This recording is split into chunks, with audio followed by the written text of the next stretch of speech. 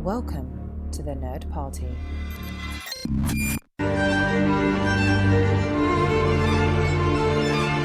Hello and welcome to the A24 project here on the Nerd Party Network. My name is Lee Hutchison, and Dallas King and myself make our way through the A24 filmography and along the way bring you interviews with the talent involved in front of and behind the camera. Well, when they can talk again, that is.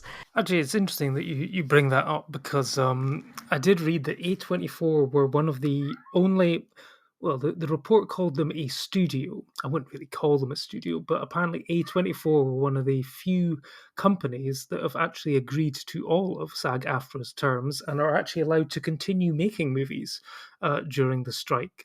Cue everyone signing up to the latest A24 nugget, but I did note that Problemista has been delayed. It doesn't have a current new release date, but I think that was more just in support of the director and the actors not wanting to sort of effectively, I guess, cross any sort of picket lines in terms of promoting the film and stuff like that. They wanted to give it its best shot. I mean, this whole situation is ridiculous. As someone who was, say, planning on attending the Venice Film Festival, where A24's Priscilla, I believe, will drop because it was announced it will have its North American premiere at the New York Film Festival. So North American premiere means world premiere is going to be at Venice. I think Sofia Coppola is a big enough name that she'd be able to handle it on her own. But it's like, yeah, no, fall festivals are ruined, there's no way we can put these films on at these festivals without the stars to promote them. And it's like, in sort of Rachel McAdams from Mean Girls vibes, so you agree the actors are pivotal to the success of these films and therefore should be compensated accordingly. It's just like, you've ruined your own argument before you've even started. So, yes, support the workers. It's an interesting one because I saw the similar headline, and it takes us nicely into the A24-hour news story I was going to mention. But SAG-AFTRA kind of approved these sort of like 39 independent productions to kind of to confirm that they weren't sort of tied to this dispute and so on. And as you mentioned, there was like two A24 films that got the pass and so on. Mother Mary and The Death of a Unicorn were one of them. And it was all because like A24 wasn't connected to the AMPT. But there's an interesting quote that came out from Duncan Crabtree Ireland, which is a hell of a name, who's the union's executive director. And he said that the actors have actually been encouraged to participate in such projects. And he said if independent productions are able to move forward on the union terms, that actually undermines the studio's talking point that sort of the union demands are unrealistic. So essentially A24 is saying, see what you're asking for, SAG? That's no bother. We'll pay those and so on. So it's an interesting kind of mix there that they've got. I was a bit surprised by that, but also kind of well done A24 and so on. At first I thought, this doesn't seem like the right thing that they're doing. But actually it seems like it's kind of because they're perhaps the good folk here. Yeah, no, when I saw the story about, I think it was Paul Rudd and Jenna Ortega doing the Death of the Unicorn film, I was like, oh, I knew surely that can't be. But then you get past the clickbait headlines and then you read into it and you go, oh, it's because it's actually all been signed off and approved. So it's great. Because, it's like Mark Ruffalo was like, everyone should go do indies now. And everyone was like, well, that's easy to say from a man who's got several paychecks from appearing in MCU movies. But he did do a lot of indies beforehand and since, Poor Things, coming out soon, starring Mark Ruffalo, is probably one of those in-betweeny films where it's very independent in spirit, but is still financed by a studio. But yes, if it means we get more A24 films, at the moment it's like we're kind of playing catch up at the moment as they all start to hit the UK. But if it means it keeps us busy for the next couple of years while everything else dries up, then the more the merrier. It's interesting to view this in sort of the Barbenheimer work kind of way that we've sort of seen Which things you'll be able weekend. To listen to our views on another podcast. Yeah, because people obviously spent weeks and months talking about Barbenheimer, with Oppenheimer and Barbie both kind of being released on Friday. But last week, A24 released on Netflix with The Deepest Breath, which we're going to talk about today on Wednesday. And then on Friday, their other documentary, Stephen Curry underrated, which we're going to talk about in a few weeks. Actually, we're more interested in talking about Talk to Me next week. So Stephen Curry can wait a few weeks. He's so underrated. He's getting kicked down the road a few weeks. But The off season for basketball anyway, so so it was quite interesting to see A24 releasing two kind of documentaries into the world within the space of a few days.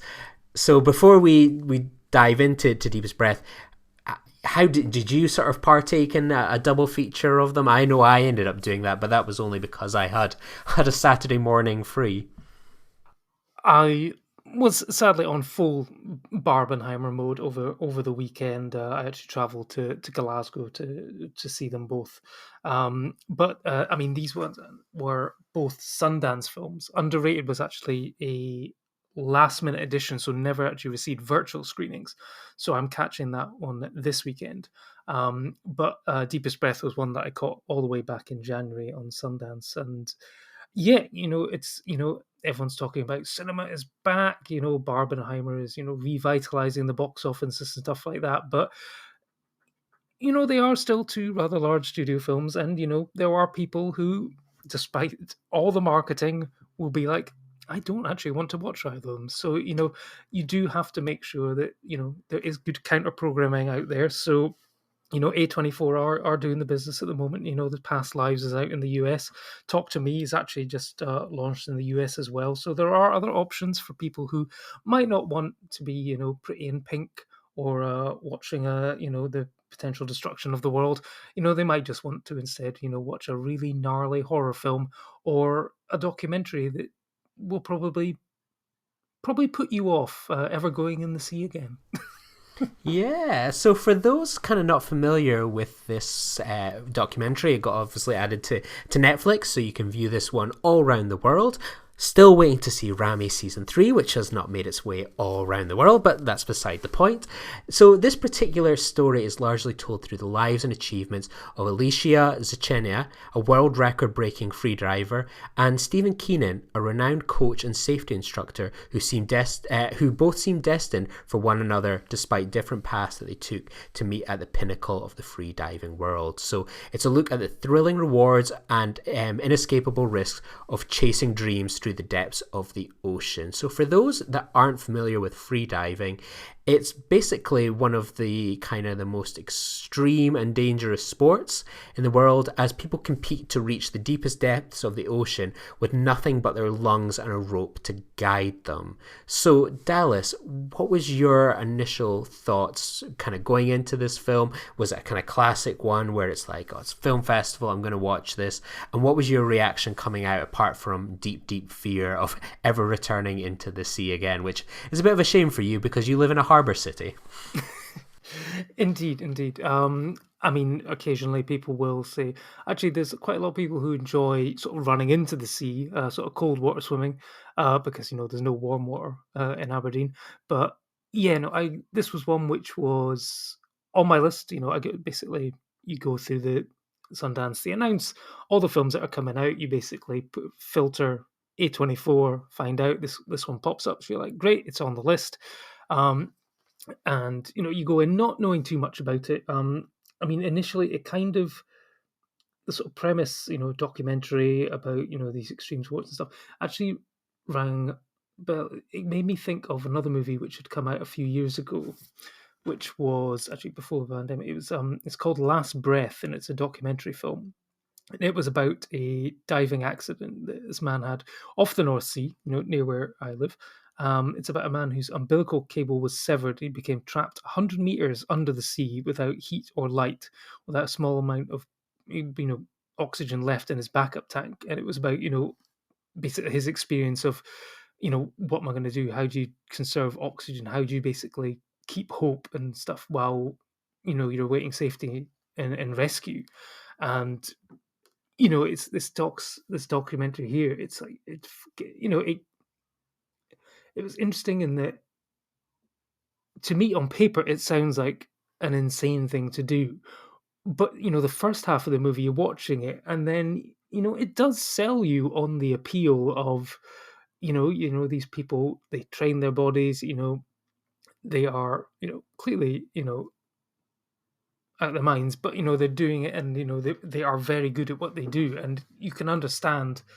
Everyone has a passion, and they want to be the best in the world at something, and this is the thing that they've chosen, and it sells that side of it incredibly well, and this unexpected sort of love story that blossoms between these two people, a woman who is trying to be the best, and has a rival out there, and connects with this person who can take her to that level, and sparks fly, and all this sort of thing, and it's incredibly gripping. And then as we'll get into, I expect this story takes a turn where it's a slow burn in the way that, I mean, I think it's credit to the way that the documentary is constructed, and that you've got all these sort of talking heads talking about this love story, these two people and stuff like that. And it's not until about 2/3 of the way through that I clicked that the two people who are the center of the story have not actually been interviewed yet. And then that's when the sort of, your stomach sort of drops, and you go, oh, right. And then you're left sort of wondering, okay, where's this story actually going to go? And I think that's credit to it's so I guess it's on Netflix. It's one of those perfect sort of Netflix documentaries in many ways, I guess. Yeah, it was one of those ones. I will dive obviously into kind of spoilers Ah, very shortly, but I see what you did it there. was. I wish I could claim that I meant to do that, but it was one of those ones. It felt very obvious when people aren't getting spoken about in a documentary of why that might be the case. And obviously they do take their time to build up this kind of world and subculture, which I really wasn't familiar with it at all, with sort of the free diving. And I suppose it kind of feels like a bit of a topical documentary. I know it's slightly, in terms of depths and worlds, kind of got me thinking a lot about sort of like the Titan submarine and that, and I guess a lot of Yeah, of people. just that question of why on earth would you?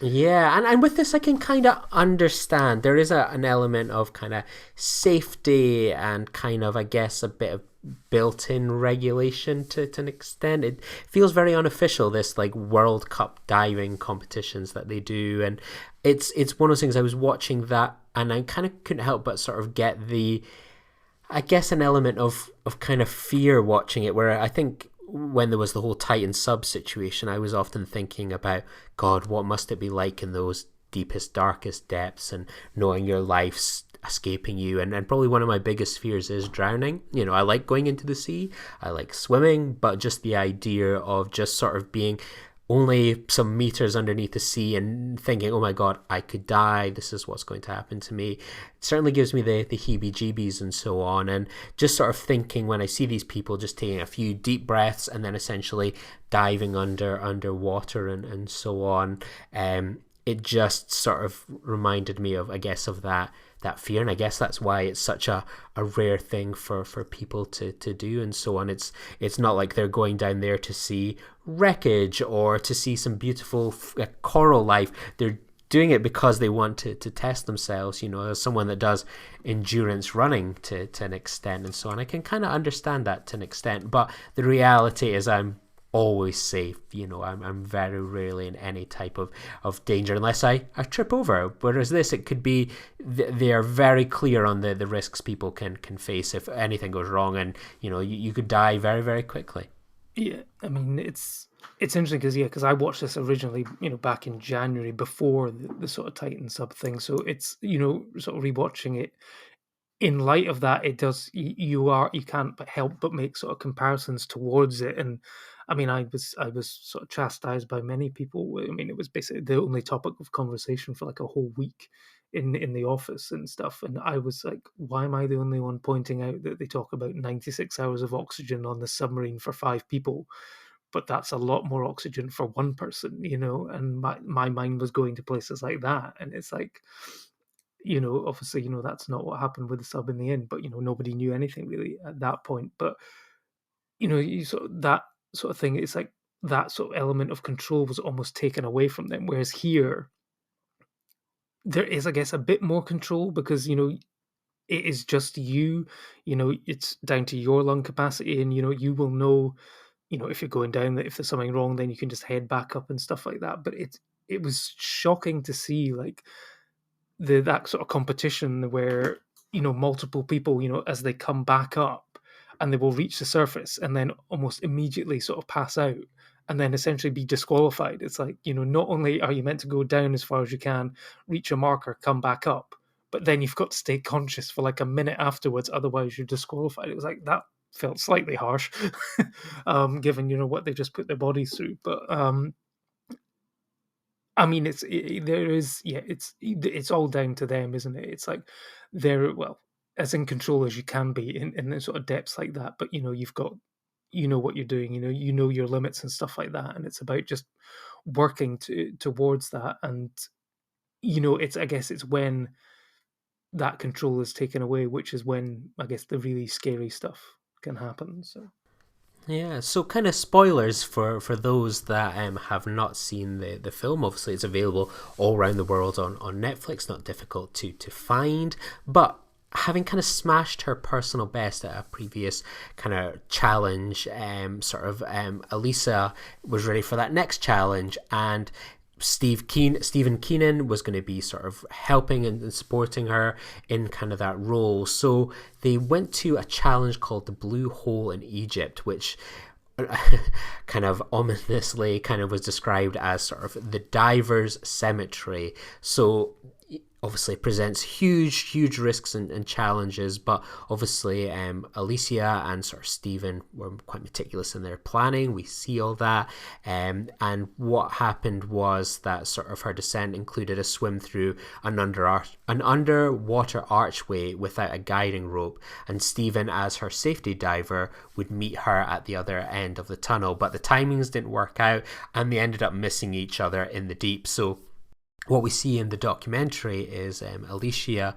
made it through the archway but was unable to locate the rope that would have guided her to the surface. So she also made it there before Stephen, so he was nowhere to be seen, and she ended up going in the wrong direction, becoming disorientated. So it was believed that Stephen made it to sort of around about kind of 50 meters of depth, and he guided her to the surface, but sadly, not even 40, he died. He blacked out at some point and he was found face down on the surface, which is one of the worst things that can happen to a diver, and he was unable to be revived. And the end of the documentary really is about sort of remembering him for this kind of heroic actions. He was truly one of the best safety divers around, and essentially he saved this woman's life, from someone that was not fully conscious, and he essentially uses his last few seconds of consciousness to save her and put her in a position that she would survive, ultimately to his own end. So what did you make of this kind of heroic sacrifice, and do you think the film really kind of delivered on sort of this story and celebration of this man's kind of heroics? I mean, it was incredibly difficult to watch sort of that sequence because I mean, you can understand why the filmmakers did it in this way.